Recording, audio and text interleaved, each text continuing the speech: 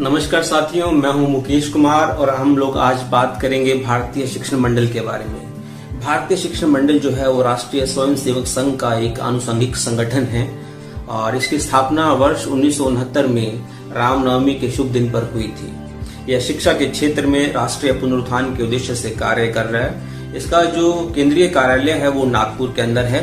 इसका उद्देश्य है राष्ट्रीय शिक्षा नीति, पाठ्यचर्या प्रणाली और कार्य प्रणाली को विकसित करना है, अभिन्न भारतीय दृष्टि पर आधारित और अपने शाश्वत लोकाचार में निहित और देश के समग्र विकास पर यह केंद्रित है।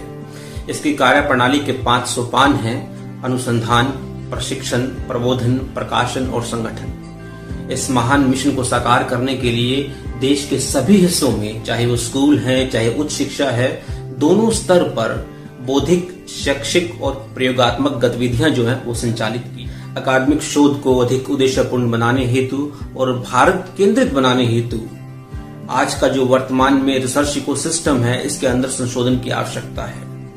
अनुसंधान में लगी विभिन्न एजेंसियां, उनके प्रयासों और संसाधनों में तालमेल व समय की आवश्यकता है। भारतीय शिक्षा मंडल इस दिशा में एक सक्रिय भूमिका निभा रहा है। भारतीय शिक्षा मंडल देश के नीति निर्माताओं, शिक्षकों और आम जनता में भारतीय शिक्षा प्रणाली के विभिन्न पहलुओं पर जागरूकता कार्यक्रम जो है वो आयोजित कर रहा है। भारतीय ज्ञान और शिक्षा प्रणाली को बढ़ावा देने के लिए प्रख्यात शिक्षाविदों के साथ बैठकें, चर्चाएं, सम्मेलन और वेबिनार आयोजित किए जाते हैं। ये गतिविधियां अतीत की आवश्यक विशेषताओं को वर्तमान शिक्षा में एकत्रित करती हैं और हम सभी जानते हैं कि किसी भी राष्ट्र या देश के निर्माण में जो शिक्षक है उसकी भूमिका अहम होती है, क्योंकि शिक्षक ही समाज को एक सही दिशा दिखाने की क्षमता रखता है। वह समाज के अंदर एक क्रांतिकारी बदलाव ला सकता है।